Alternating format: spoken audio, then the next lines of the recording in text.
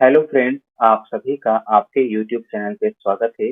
और आज इस वीडियो में हम बात करने जा रहे हैं एयरफोर्स एस्केट 1 2024 बैच का जो फॉर्म निकला गया है फ्लाइंग ब्रांच, जीडी ब्रांच और मेट्रोलॉजी के लिए, उसे अप्लाई कैसे करना है। तो चलिए वीडियो को शुरू करते हैं।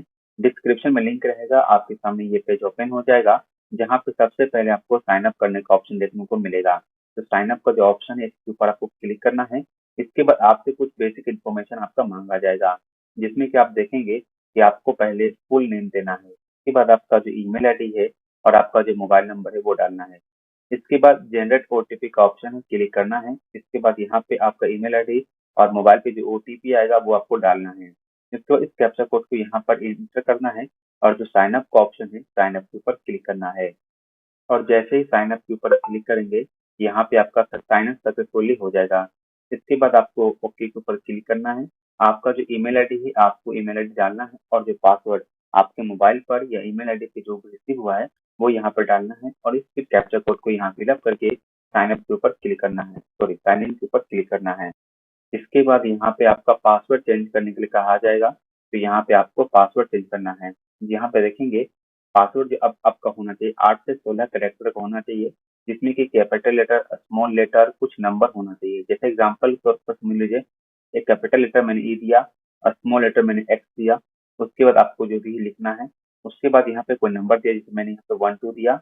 और जैसे एट द रेट हो, हैच हो, स्टार हो, जो भी स्पेशल कैरेक्टर होता है आपको उसका इस्तेमाल करके पासवर्ड बनाना है। और जो रीसेट पासवर्ड है इसके ऊपर क्लिक करना है। रीसेट पासवर्ड पे क्लिक करते ही यहाँ पे आपका पासवर्ड जो है रीसेट हो जाएगा। और फिर से आपको यहाँ पे साइन इन पेज पे भेज दिया जाएगा और आपको डिटेल्स जो आपका ईमेल आईडी है, पासवर्ड जो अभी आपने बनाया, कैप्चा कोड डालने के बाद साइन इन के ऊपर क्लिक करिएगा। इसके बाद यहाँ पे आप देखेंगे आपके सामने दो ऑप्शन आ जाएगा, एफकेट का और एनसीसी के लिए। तो यहाँ पे जो एफकेट का फॉर्म है जिसमें आपको देखने को मिल रहा है ग्रेजुएट इंजीनियर फॉर्म भरेंगे, जिसमें मेन और वुमेन दोनों अप्लाई कर सकते हैं। मैं इसके लिए अप्लाई कर रहा हूँ तो मैंने उसका सिलेक्शन किया एफकेट का। इसके बाद आपको देखना है इन्फॉर्मेशन कुछ लिखा, पढ़ना है तो पढ़िए, नहीं पढ़ना है तो छोड़ दीजिए। इसके बाद नीचे डिक्लेरेशन है, इसके ऊपर क्लिक करके सेव एंड कंटिन्यू के ऊपर क्लिक कर देना है। अब यहाँ पर आप देखेंगे कि आपका जो पहले से जो नाम था वो देखने को मिलेगा। तो उसके बाद लिखा गया है कि 10th के बाद आपने अपना नाम चेंज किया है या नहीं किया है। अगर नाम ने आप चेंज किए हैं तो यस के ऊपर क्लिक करके जो नया नाम है वो मेंशन कीजिएगा। अगर नाम नहीं चेंज किए हैं तो नो के ऊपर क्लिक कीजिएगा। अब यहाँ पे आपका जो पापा का नाम होगा आप अपने पापा का नाम लिखिएगा और फिर आपके मम्मी का नाम होगा तो आपको मम्मी का नाम यहाँ पे लिख देना है। इसके बाद यहाँ पे आप देखेंगे आइडेंटिफिकेशन मार्क्स मांगा जाएगा, जहाँ पे कहीं कट मार्क हो, मोल मार्क हो, बॉन्ड मार्क हो या बर्थ मार्क हो, वो यहाँ पे लिख दीजिएगा। इसके बाद पूछ रहा है कि आप चश्मा पहनते हैं कि नहीं पहनते हैं। तो अगर चश्मा पहनते हैं तो यस के ऊपर क्लिक कीजिएगा, नहीं पहनते हैं तो नो के ऊपर क्लिक कीजिएगा। इसके बाद यहाँ पूछ रहा है आईडी प्रूफ पूछेगा, तो यहाँ पे आईडी प्रूफ में आप देखेंगे ड्राइविंग लाइसेंस है, पैन कार्ड है, पासपोर्ट, वोटर आईडी कार्ड या 10th का मार्कशीट है जिसमें फोटो होना चाहिए, या कोई आईडी, अदर आईडी प्रूफ जो गवर्नमेंट एजेंसी के द्वारा दी जाती है, यानी आधार कार्ड आपका इसी में आ जाएगा। तो जो भी आपके पास आईडी प्रूफ है वो यहाँ पे डालिएगा। इसके बाद उस आईडी का यहाँ पे नंबर डालना होगा। अगर आप आधार कार्ड दे रहे हैं तो उसका 12 डिजिट का नंबर देना है, या अगर पैन कार्ड दे रहे हैं तो 11 डिजिट का जो नंबर है वो देना होगा। जो भी आपके पास आईडी प्रूफ अवेलेबल है वो यहाँ पे डालिएगा। उसके बाद पूछ रहा है कि आप पीएबीटी या सीपीएस स्टेटस कहीं पास किए हैं या नहीं किए हैं, आपको बताना है। पास किए तो लिखिएगा, फेल किए तो फेल पे क्लिक कीजिएगा और कभी अपियर नहीं है तो नॉट अपियर के ऊपर क्लिक कीजिएगा। इसके बाद यहाँ पूछ रहा है कि आपके पास कॉमर्शियल पायलट लाइसेंस है कि नहीं, जो डीजीसीए द्वारा बना दिया जाता है। तो आपको यस और नो के ऊपर क्लिक करना होगा। यस होगा तो यस पे क्लिक कीजिए, नहीं है तो नो के ऊपर क्लिक कीजिएगा। इसके बाद पूछ रहा है कि आप सर्विंग मैन हैं, यानी कि एयरफोर्स में पहले से काम कर रहे हैं या नहीं कर रहे हैं। आपको यस और नो के ऊपर क्लिक करना है। आपका जेंडर क्या है, मेल है या फीमेल, आप यहाँ पे सिलेक्शन कर लीजिएगा। इसके बाद अनमैरिड आपका होना जरूरी है, तो अनमैरिड पहले से सिलेक्शन रहेगा। इसके बाद आपका जो डेट ऑफ बर्थ होगा आपको डेट ऑफ बर्थ यहाँ पे मेंशन करना है। उसके बाद फिर से अपना डेट ऑफ बर्थ को कंफर्म करके सेव एंड कंटिन्यू के ऊपर क्लिक करके आगे की ओर बढ़ना है। इसके बाद यहाँ पे आपका जो इन्फॉर्मेशन है वो दिखेगा, आपको सबमिट के ऊपर क्लिक कर देना है। अब यहाँ पे आपको नेक्स्ट प्रोसेस हो जाएगा, जहाँ पे आप देखेंगे क्वालिफिकेशन डिटेल्स भरने के लिए कहा जाएगा। तो अगर आपको अपना एलिजिबिलिटी देखना है तो यहाँ पर टू चेक एलिजिबिलिटी है, इसके ऊपर क्लिक कर देना होगा। इसके बाद एक नया पेज ओपन होगा, जहाँ पे आपको पूरा क्लियर यहाँ पे मेंशन होगा कि फ्लाइंग ब्रांच के लिए क्या चाहिए, जीडी टेक्निकल के लिए क्या चाहिए, जीडी नॉन टेक्निकल के लिए यहाँ पे क्वालिफिकेशन क्या चाहिए, जो भी होगा आपको इसके ऊपर मान लीजिए क्लिक करना है। जैसे ही क्लिक करेंगे, जैसे मैं यहाँ पर जीडी टेक्निकल का देख रहा हूँ, यहाँ पे लिखेगा कि 20 से 26 साल का उम्र होना चाहिए और यहाँ पे अनमैरिड होना चाहिए। और यहाँ पर देखेंगे फाइनल ईयर स्टूडेंट जो होंगे वो अप्लाई कर सकते हैं। 60% मार्क्स आपको लास्ट सेमेस्टर तक हो जाना चाहिए। ये सभी यहाँ पे बताया गया है। उसके बाद यहाँ पे देखेंगे तो यहाँ पे इलेक्ट्रॉनिक्स इंजीनियरिंग और मैकेनिकल इंजीनियरिंग वाले अप्लाई कर सकते हैं, ये यहाँ पे बताया जा रहा है। तो जो भी क्वालिफिकेशन है आपको चेक करके अपना यहाँ पे आना है। उसके बाद एजुकेशन लेवल होगा 10+2 ग्रेजुएशन है या 10+2 पोस्ट ग्रेजुएशन है, 10+2 इंटीग्रेटेड पोस्ट ग्रेजुएशन है। अगर आप डिप्लोमा करके बीटेक कर रहे हैं तो आप 10+2 ग्रेजुएशन का ही सिलेक्शन कीजिएगा। अब यहाँ पे ग्रेजुएशन का डिटेल्स भरने के लिए कहा जाएगा, यानी बीटेक का। अब यहाँ पे group A, group B, group C, group D दिया है, तो इसका मतलब क्या है?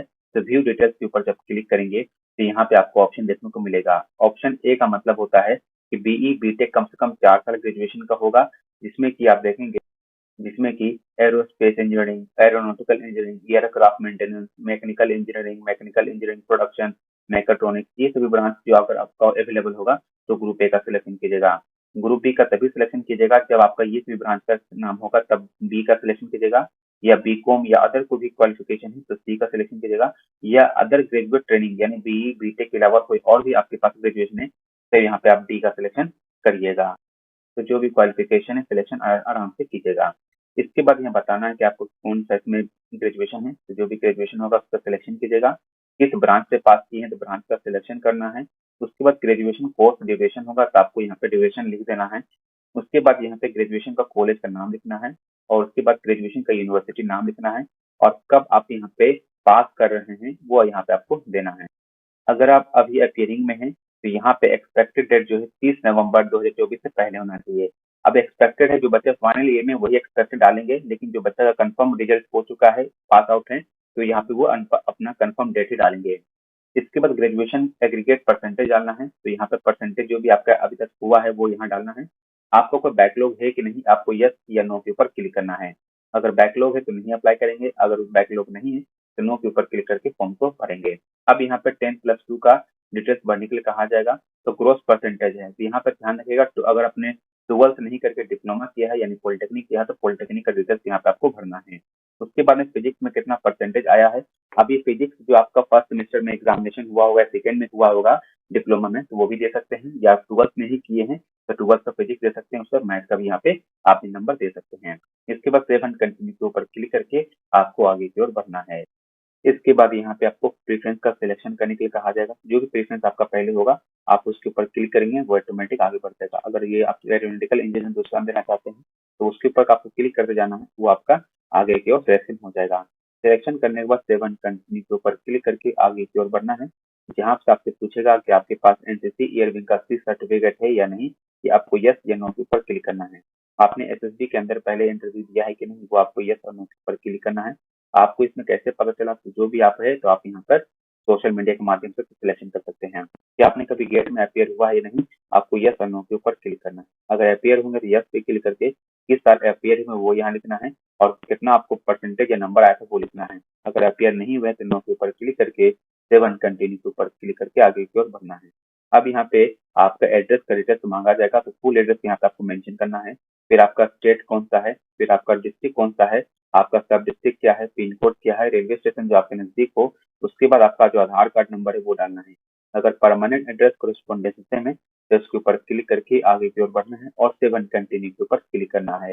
अब इसके बाद यहाँ पे फोटो, सिग्नेचर और थंब इम्प्रेशन अपलोड करने के लिए कहा जाएगा। तो ध्यान रखिएगा, फोटो को जो नाम होना चाहिए पासपोर्ट अंडरस्कोर फोटोग्राफ लिखिएगा, सिग्नेचर सिग्नेचर और इम्प्रेशन का थंब अंडरस्कोर इम्प्रेशन लिखिएगा। जेपीजी फॉर्मेट में होना चाहिए, 10 से 50 केबी का होना चाहिए।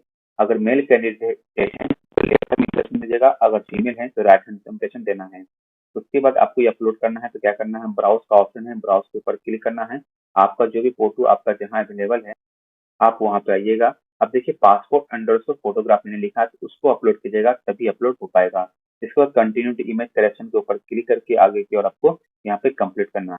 तो उसके बाद प्रीव्यू इमेजेस के ऊपर क्लिक कर देना है और फिर आपको यहाँ पर सब कुछ सही है तो फिर आपको यहाँ पे देखेंगे तो सबमिट का ऑप्शन आएगा, सबमिट के ऊपर क्लिक कर दीजिएगा।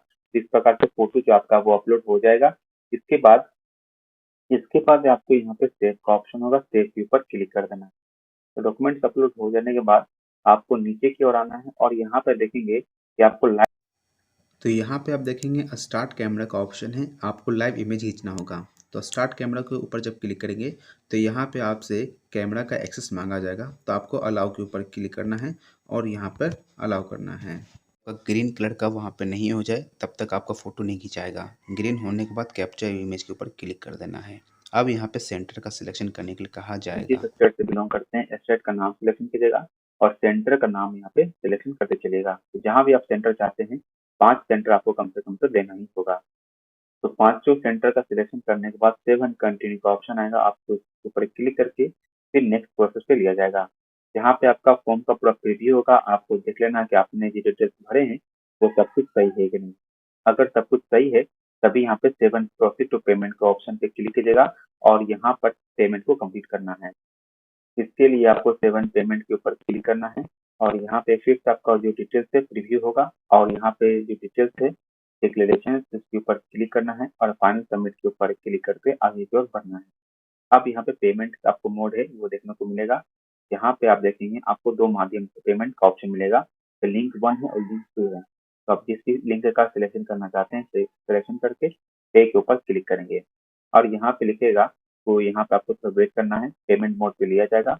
अब टोटल यहाँ पे आपको पेमेंट दिखेगा कितना का पेमेंट कटेगा। अब यहाँ पे क्रेडिट कार्ड, डेबिट बैंक या नेट बैंकिंग, यूपीआई या ईएमआई जिस भी माध्यम से पेमेंट करना चाहते हैं आप उसके ऊपर क्लिक कीजिएगा। तो सबसे आसान है यूपीआई का, तो यूपीआई के माध्यम से जहाँ भी सिलेक्शन करना चाहते हैं वो दीजिए, तो यूपीआई आईडी लिखिए और उसके बाद मेक पेमेंट का ऑप्शन है उसके ऊपर क्लिक कीजिएगा। उसके बाद आपके जो भी फोन पे, गूगल पे या पेटीएम जिस भी से माध्यम पेमेंट कर रहे हैं उस एप्लीकेशन को ओपन कीजिएगा और वहाँ पेमेंट को कंप्लीट कीजिएगा। जैसे ही पेमेंट कंप्लीट करेंगे फिर आपको यहाँ पे पेमेंट का सक्सेसफुली मैसेज आएगा, फिर आपको होम पेज पे भेज दिया जाएगा जहाँ से आपको प्रिंट एप्लीकेशन का ऑप्शन देखने को मिल जाएगा।